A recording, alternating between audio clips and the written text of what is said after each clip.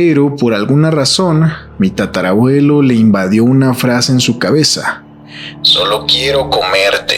Todo lo que quedaba en la superficie era la sombría sensación de que el río había reclamado a una víctima más. Todo estaba en su lugar, muy polvoso, pero en su lugar. Lo extraño es que había un hedor de putrefacción intenso.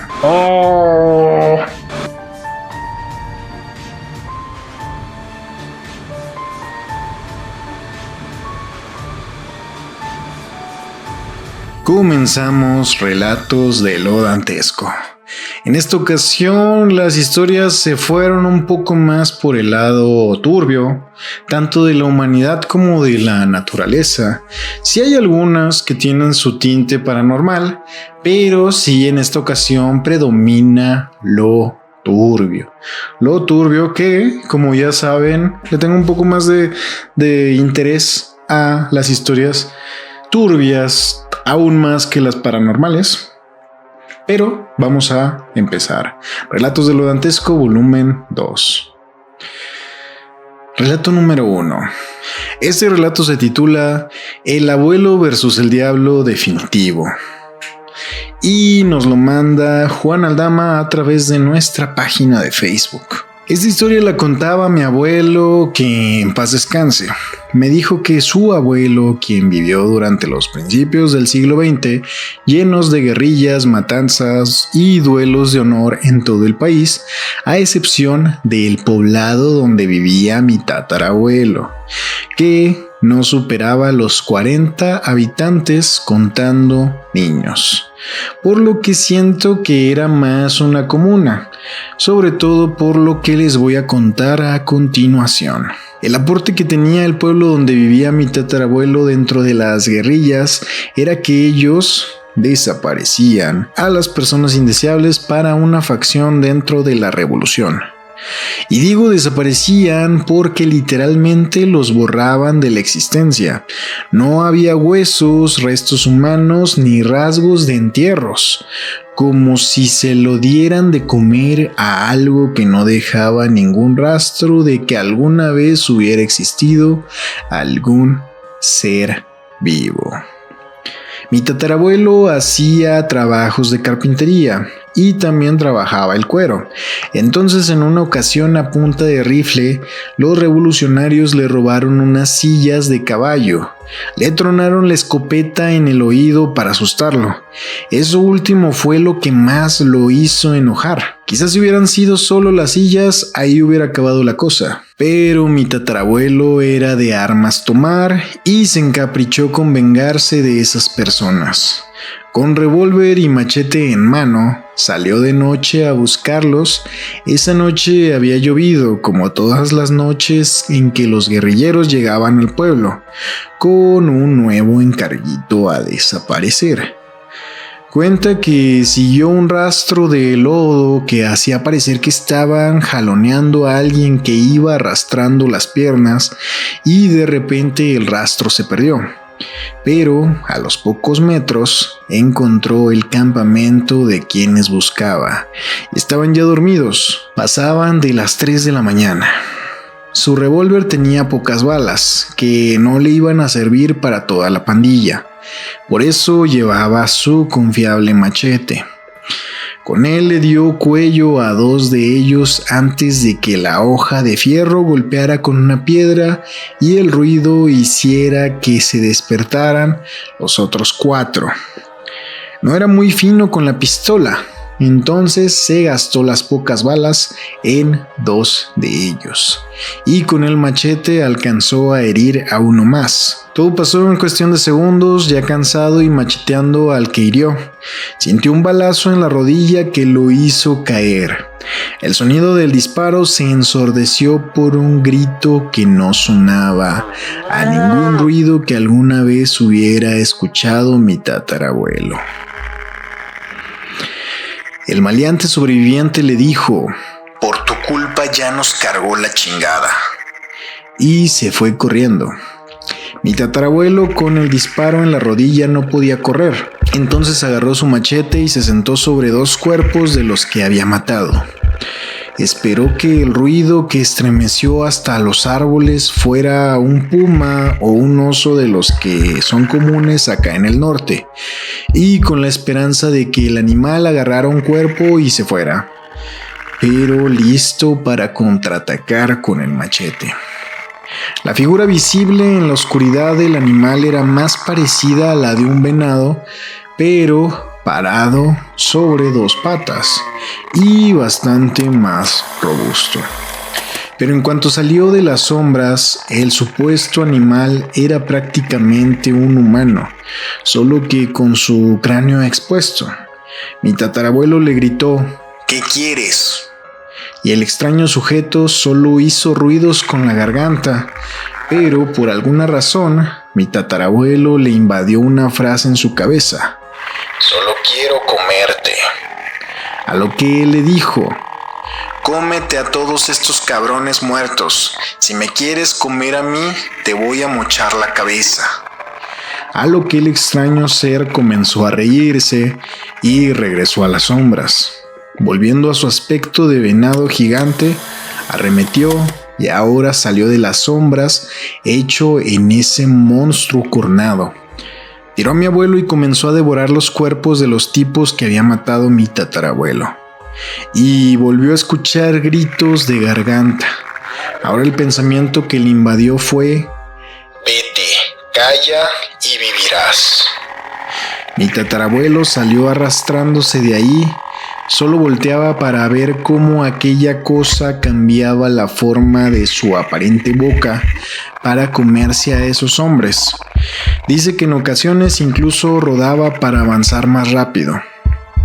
Llegó apenas al amanecer, lleno de lodo, con picaduras de muchos animales en sus manos. Se tardó semanas en recuperarse, nunca volvió a caminar bien. Tardó años en contar lo que sucedió, solo contaba lo que pasó con los bandidos hasta su lecho de muerte. Cuando mi abuelo ya vivía, decidió contar lo que sucedió aquella noche. Y lo extraño es que cuenta mi abuelo que falleció esa misma semana. Muy interesante este relato. Me gustó para comenzar. Es un relato bonito en cierta forma porque nos mueve algunas tradiciones dentro de nuestra familia, dentro de estos relatos muy fantasiosos que pues nadie se va a atrever a contradecir a un abuelito cuando le cuente que se peleó con el diablo en un cerro, y menos si tiene una narrativa tan interesante. Eso sí, se lo valgo, le valgo que sea el Abuelo versus el Diablo Definitivo. Le valgo el nombre, Abuelo versus el Diablo Definitivo. Muy bien, Juan Aldama, gracias por tu relato. Comenzamos. Vamos con el siguiente. Este relato se titula El loco sin casco, de Alana Gutiérrez, que también nos lo compartió a través de nuestra página de Facebook. Hace 6 años íbamos mi familia y yo por la carretera Mazatlán. Eran fechas de la semana de la moto y nos tocó viajar casi todo el camino viendo motos, todos con sus medidas de seguridad a excepción de uno de ellos, y mi papá rápidamente lo señaló y dijo: Mira ese loco sin casco. A más de 120 kilómetros por hora, yo creo, porque era la velocidad a la que íbamos nosotros y nos había rebasado. Algunos kilómetros más adelante lo volvimos a alcanzar. Mi papá nos dijo: Ahí va el loco sin casco. Y en cuanto volteamos a verlo, perdió el control de su moto, cayó a la carretera raspando su rostro con el asfalto, intentó meter las manos y vimos cómo se le rompieron al contacto con el suelo. Con su caída hizo que otra pareja que iba en moto se cayera también. Ellos sí tenían toda la protección. Mi papá frenó para ayudar. Se detuvo lejos para que mi mamá, mi hermana y yo no viéramos cómo quedó el que no traía casco, pero la verdad sí se alcanzaba a ver, y cómo todos se abrazaban llorando viendo el cuerpo prácticamente destruido de aquel hombre. Ha sido la única vez que he presenciado una muerte con mis ojos y creo que jamás se me va a olvidar. Ay, pues sí, está fuerte.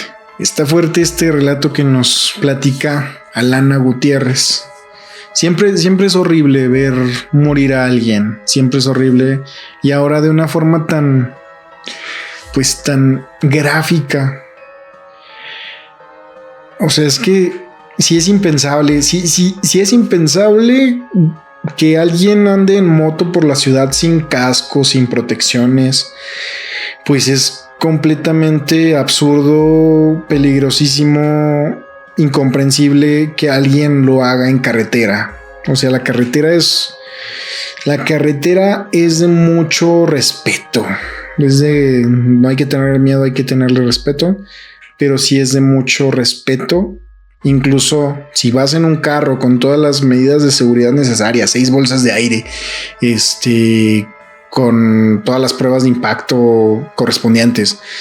De todas formas, si no tienes una pericia y una habilidad, y sobre todo si no manejas con el debido cuidado, pues sí estás jugándote la vida dentro de un carro con todas las medidas de seguridad necesarias. Ahora, en una moto, pues es muchísimo más complejo, más complicado, más peligroso. Si los que me están viendo en este momento andan en moto, por favor, usen todas las medidas de seguridad recomendables y necesarias. Y sobre todo, si van en carretera, neta, ya escucharon a nuestra compañera Alana Gutiérrez, como pues ella presenció eso. Y aparte, a lo que nos cuenta también, no fue el único perjudicado. Igual y la otra pareja pues no falleció en la caída porque traían todas sus medidas de protección. Pero pues, aparte de que perdió la vida esta persona irresponsable, perjudicó a otras 2 personas. Entonces, complicado, turbio, muy turbio. Sí, como lo narra, de cómo la persona pues raspaba su rostro con el asfalto, pues, o sea, si iba a 120 kilómetros por hora, pues el raspar su rostro, que pues la piel, o sea, nos sirve de protección, pero la piel no es tan fuerte como para resistir la fricción del asfalto.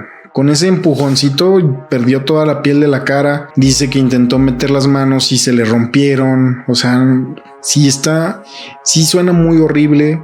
Ojalá, Alana, pues logres olvidar. No sé si se pueda, pero que no te atormente el pensamiento. Sí es una imagen muy fea, muy fuerte. Y ojalá y a todos los que lo presenciaron pues logren superarlo y no les atormente tanto la imagen. Vamos a pasar a las siguientes. El monstruo que emergió del lago. Esta nos la manda Master Chief 96 a través de mi cuenta personal de TikTok. Una vez, mientras estaba pescando en las tranquilas orillas de un río, presencié una escena que aún me estremece al recordarla. Había un hombre, un pescador, que se aventuró a lo profundo del río. Estaba tan enfocado en su pesca que no vio lo que se le acercaba. De repente, vi cómo algo emergía del lago. Con un movimiento rápido y feroz, un enorme caimán. Antes de que el pescador pudiera reaccionar, el animal lo atrapó con un único movimiento de sus mandíbulas, arrastrándolo hacia la profundidad del río con una fuerza inhumana. El silencio que siguió fue aún más aterrador que el ataque en sí. Todo lo que quedaba en la superficie era la sombría sensación de que el río había reclamado a una víctima más. Me quedé paralizado, incapaz de apartar la mirada, mientras el agua volvía a su calma habitual, como si nada hubiera pasado.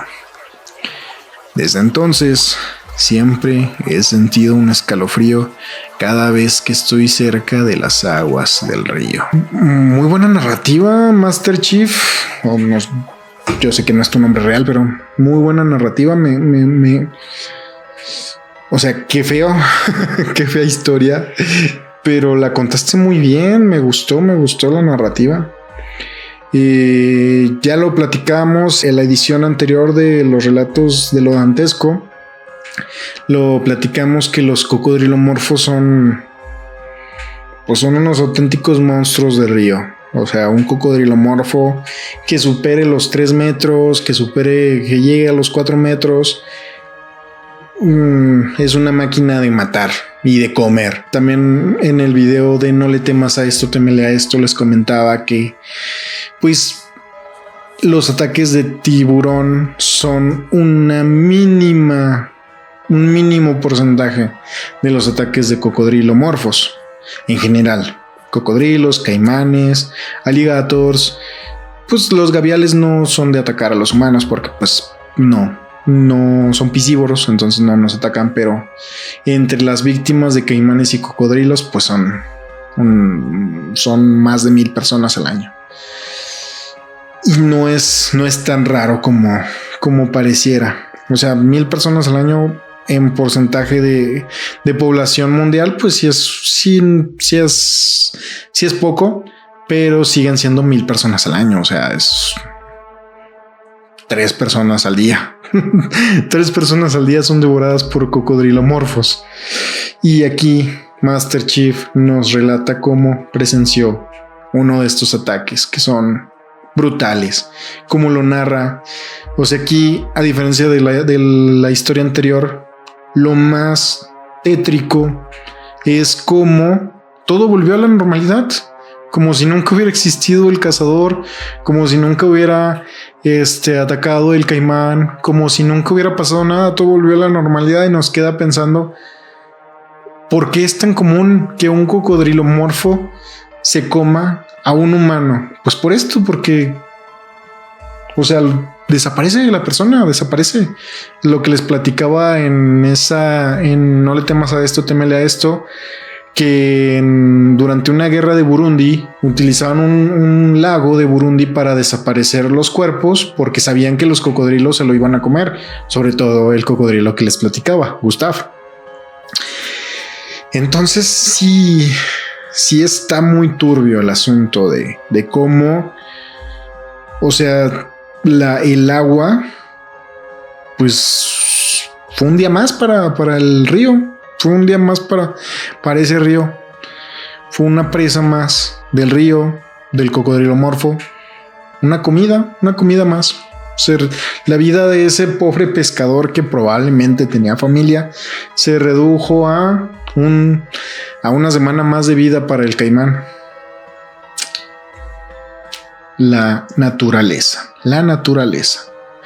Muy interesante, muy turbio, muy buena narrativa. Gracias por tu relato, Master Chief.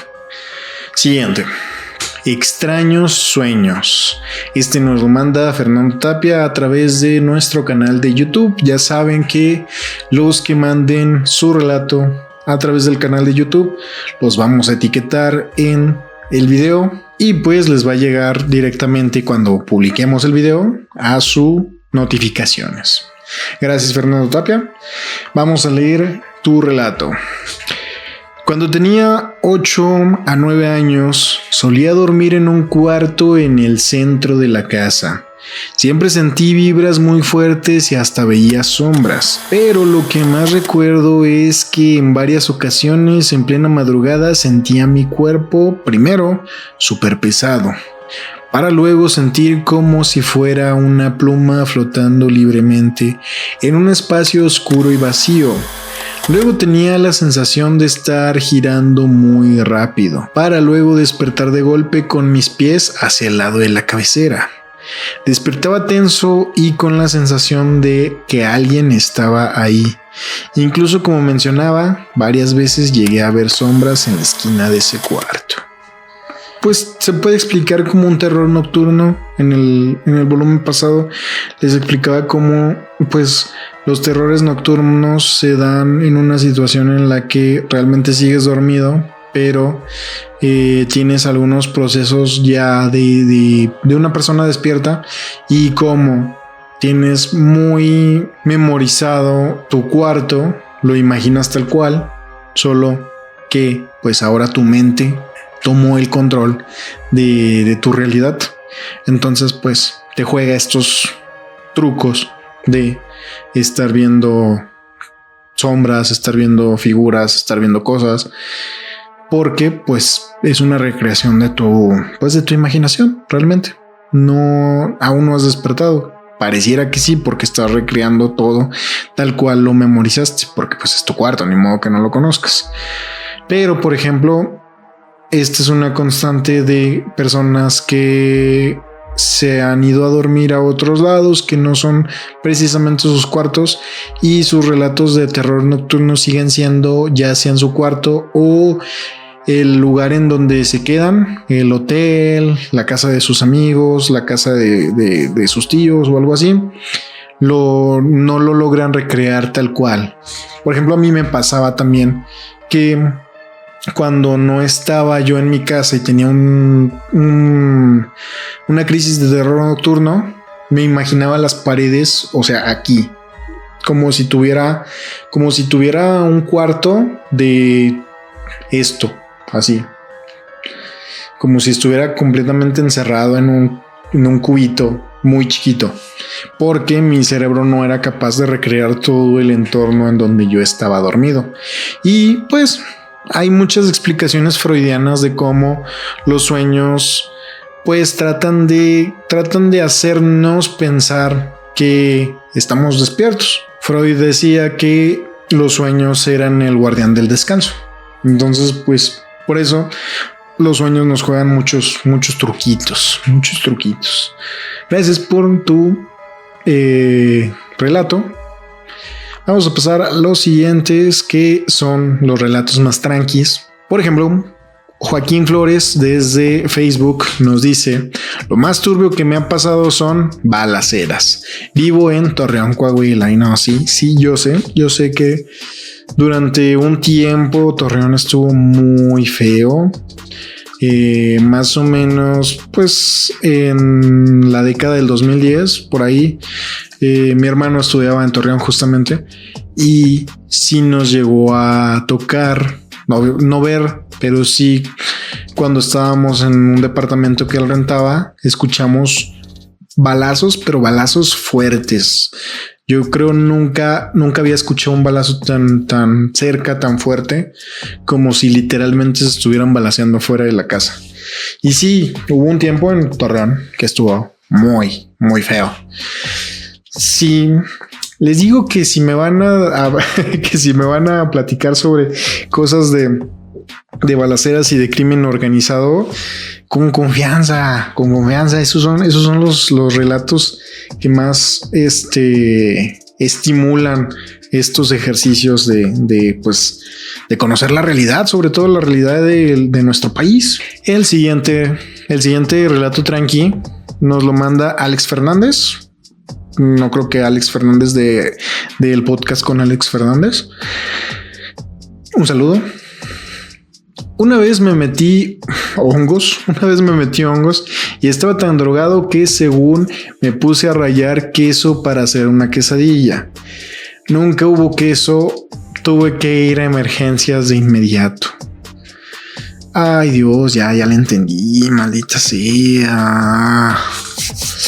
Ay, esto me dolió, porque si es algo que me da muchísima ansiedad cuando estoy rayando queso. Y a mí me encantan las quesadillas, me encanta todo lo que lleve queso. Si es algo que me da mucha ansiedad cuando estoy rayando el queso y sentir que se me está acabando el queso y que estoy a punto de rayarme los dedos. Y pues Alex Fernández le pasó eso por estar metido en hongos. Y aquí pues, hablando de Alex Fernández, hay que recordar una mítica frase de Ricardo Farrell: aguas con los hongos. Y el último relato tranqui que tenemos aquí es de Mangles Chambers, también desde la página de Facebook. Lo peor que me ha pasado ha sido leer la palabra maldita. En prepa nos encargaron leer El alquimista de Paulo Coelho. Sí, a mí también me pasó. Yo también tuve que leer El alquimista de Paulo Coelho en la prepa. No sé por qué les daba a las maestras de orientación vocacional por hacernos leer El alquimista de Paulo Coelho. Sí, muy turbio. Ok, ya tuvimos nuestro descanso. Nuestro descanso de relatos muy turbios. Voy a tomar tantito agua.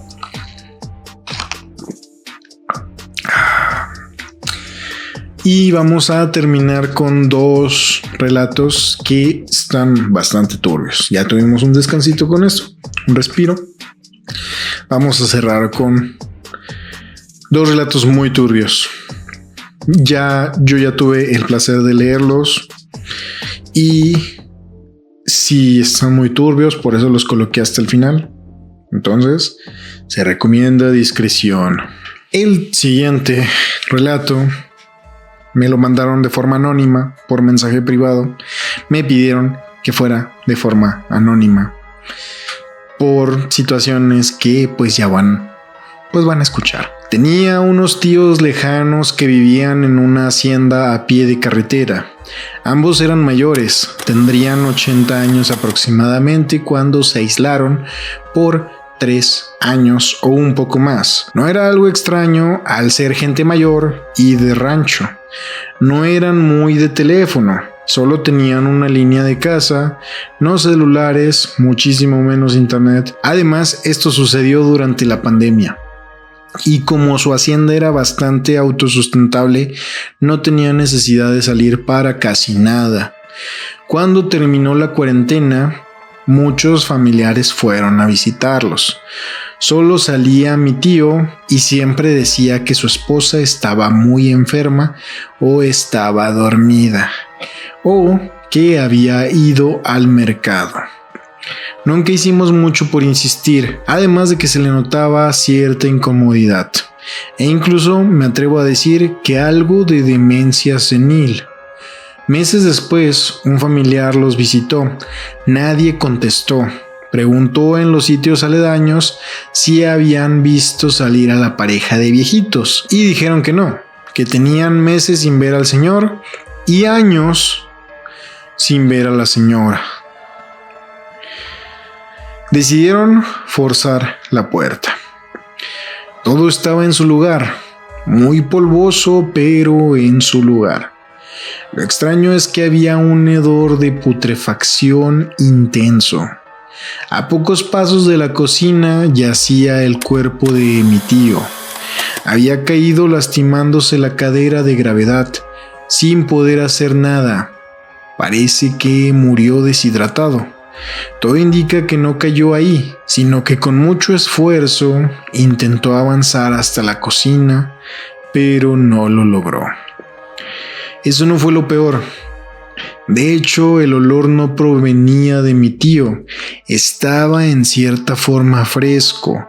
No había pasado tanto tiempo el cadáver. En la autopsia nos dijeron que menos de 1 semana, pero la fractura tenía 3 semanas. Lo peor fue cuando subieron al cuarto y encontraron el cadáver putrefacto de mi tía recostada en su cama, como si durmiera petrificada. Según los análisis, el cadáver tendría de 2 a 3 años ahí. Y con los datos del peritaje llegaron a la conclusión de que murió de COVID en pleno 2020. Tal parece que mi tío la decidió conservar y continuar con su vida como si nada hubiera pasado.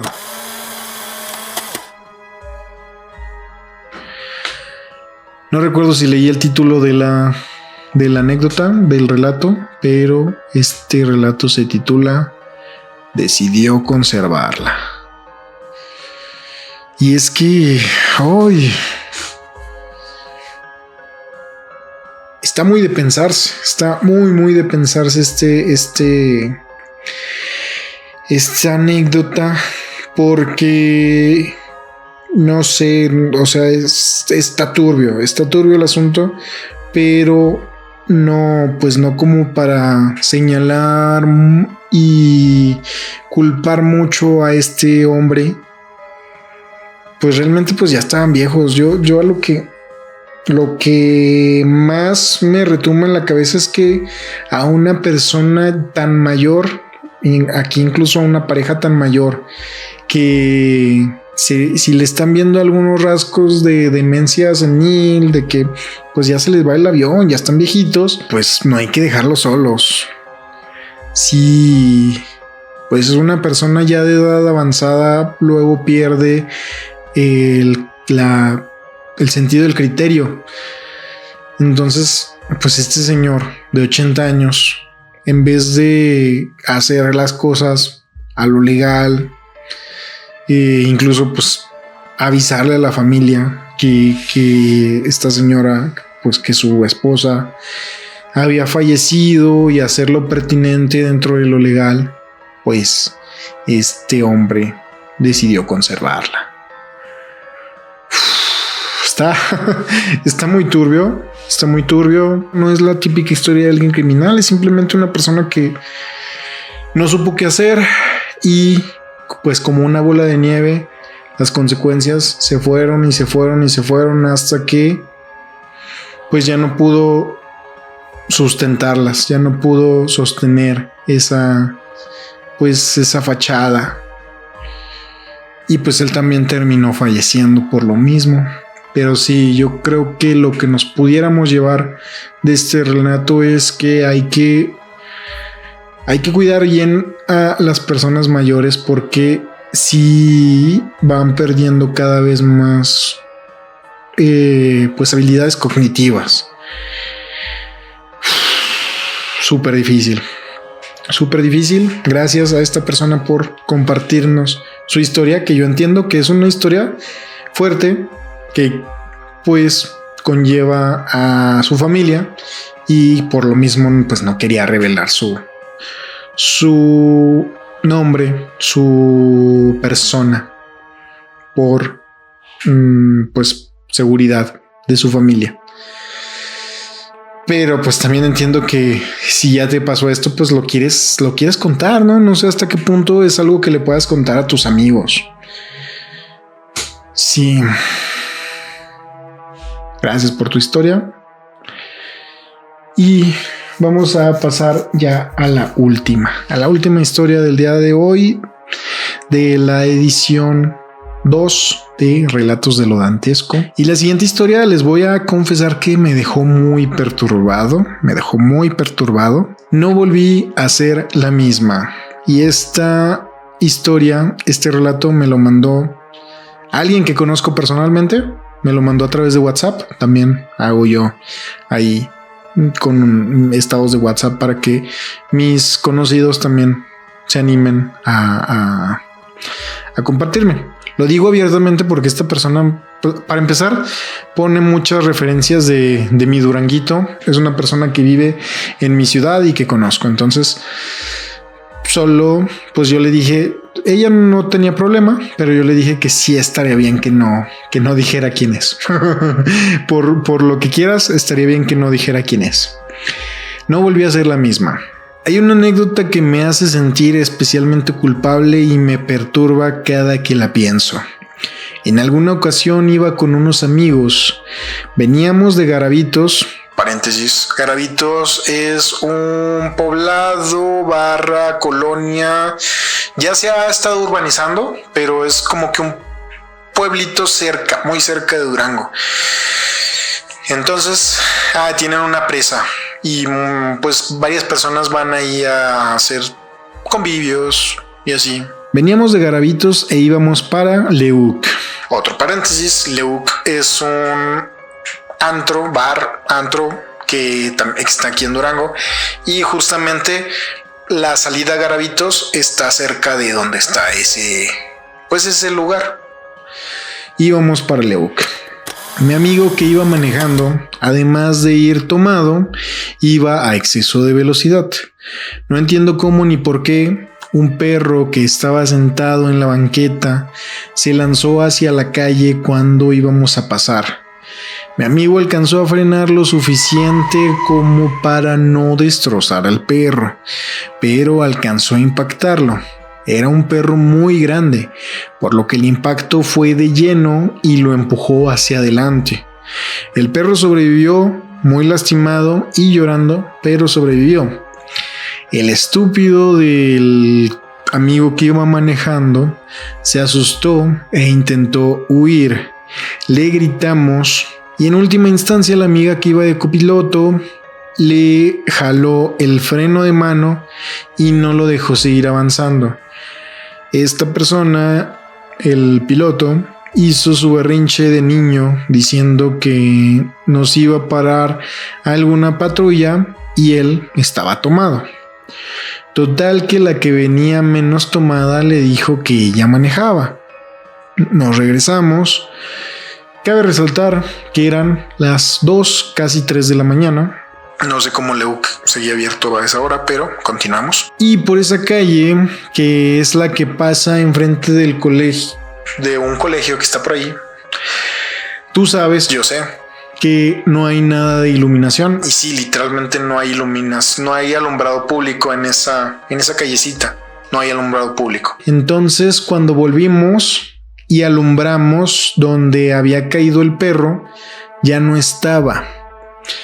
Y el castroso del dueño del carro nos dijo: Ya ven, no le pasó nada. Ya hasta se fue. pero no. Ojalá hubiera sido eso.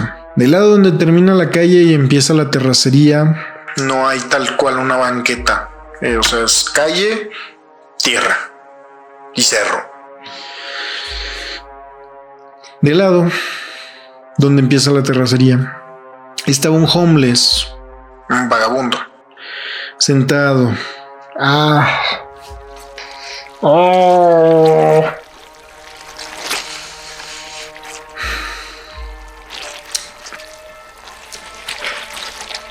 Estaba un vagabundo sentado comiéndose al perro.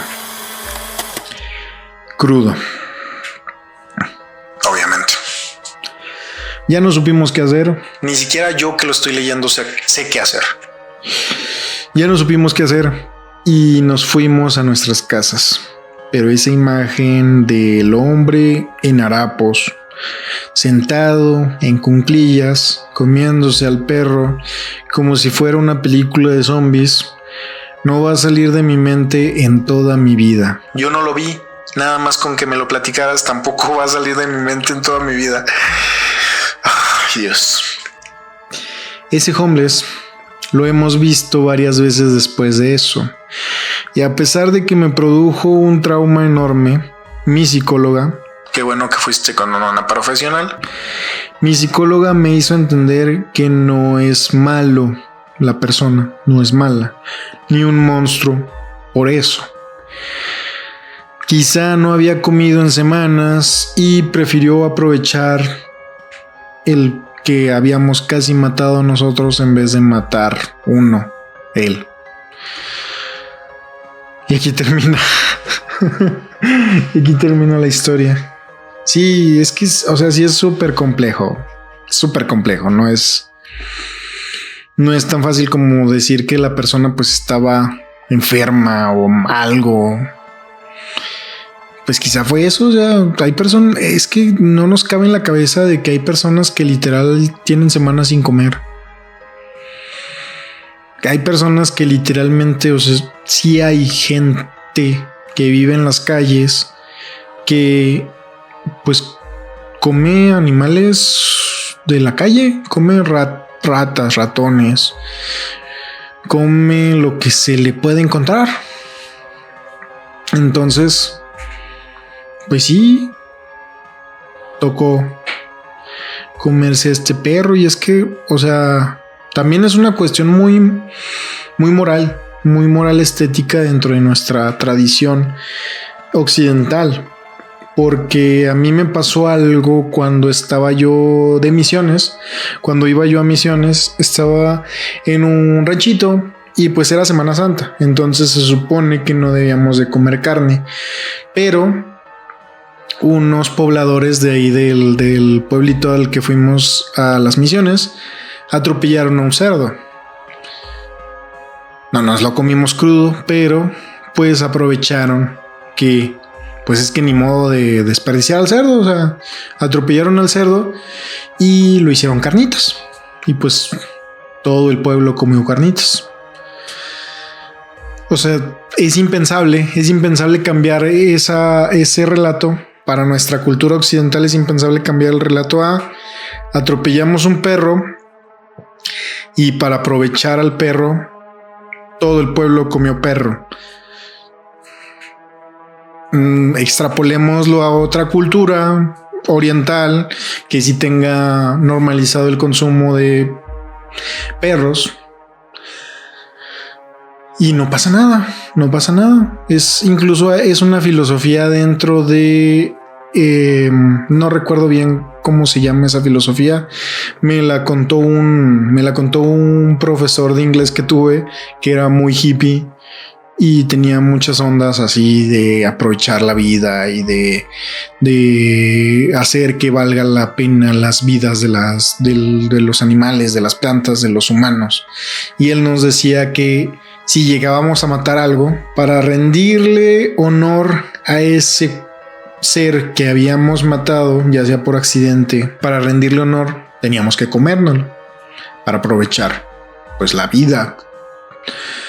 Entonces él nos contó cómo una vez, pues por accidente mataron un gato, ahí sus roomies, y comieron gato. Y recuerdo que esa conversación comenzó porque yo le estaba diciendo al profe de dónde surgía el dicho que no te den gato por liebre, porque en la antigüedad había personas que vendían, según ellos vendían liebres, y realmente pues como era muchísimo más barato, pues te vendían gato y comías gato y sabían muy parecido. Y él me dijo, sí es cierto, sabe muy parecido a la liebre. Y fue así de, profe, ¿ha comido gato? Y nos comenzó a platicar cómo pues comió gato.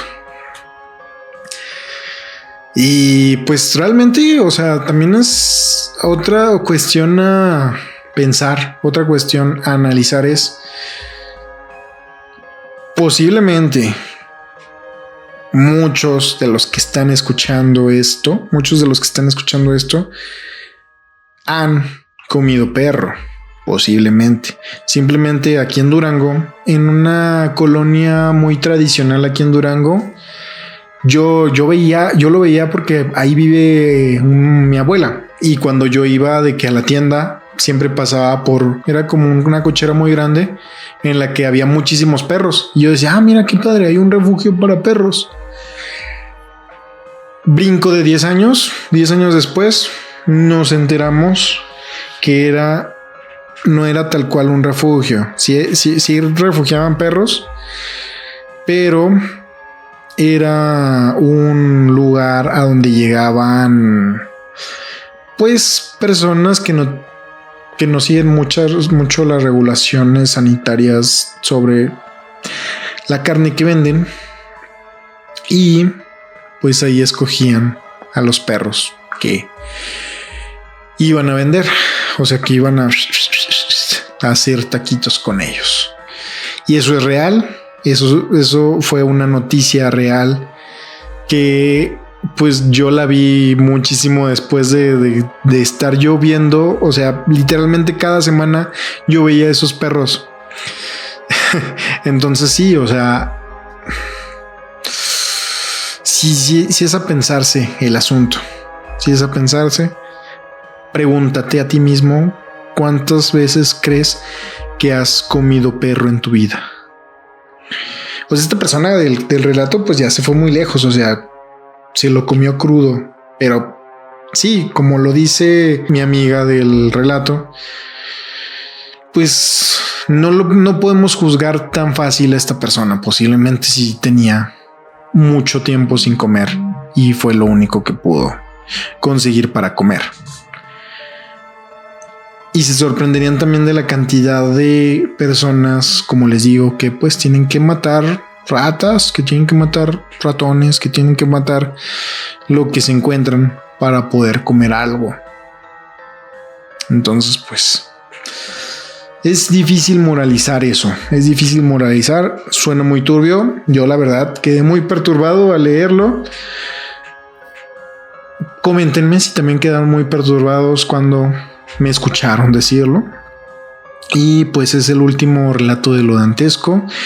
En esta ocasión fueron únicamente 6. Creo que la vez pasada fueron 8, 9 por ahí, pero ahora estuvieron un poco más largos. Creo que incluso el video quedó algo más largo que el anterior. Entonces, pues espero que les hayan gustado. Espero que me compartan también sus relatos para la próxima edición. Pueden compartirlos en la zona. Voy a contemplar también la zona de comentarios de este video por si quieren compartirme un relato nuevo. También, cuando se vaya llegando la fecha del volumen 3, voy a subir una publicación a la comunidad para que me lo compartan directo a Facebook y los pueda etiquetar. También, pues pueden seguirnos en Facebook, en TikTok. Casi no estoy en Instagram, pero en Facebook, en TikTok y sobre todo aquí en YouTube es donde más pudieran ustedes compartir su relato cuando suba la publicación para la tercera edición de Relatos de lo Dantesco. Sin más por agregar, espero que les haya gustado este relato de lo dantesco. Ya se me olvidó la frase con la que cerraba. Recuerden que todos podemos vivir algo mínimamente dantesco. Recuerden que todos podemos vivir algo mínimamente dantesco. Hasta la próxima.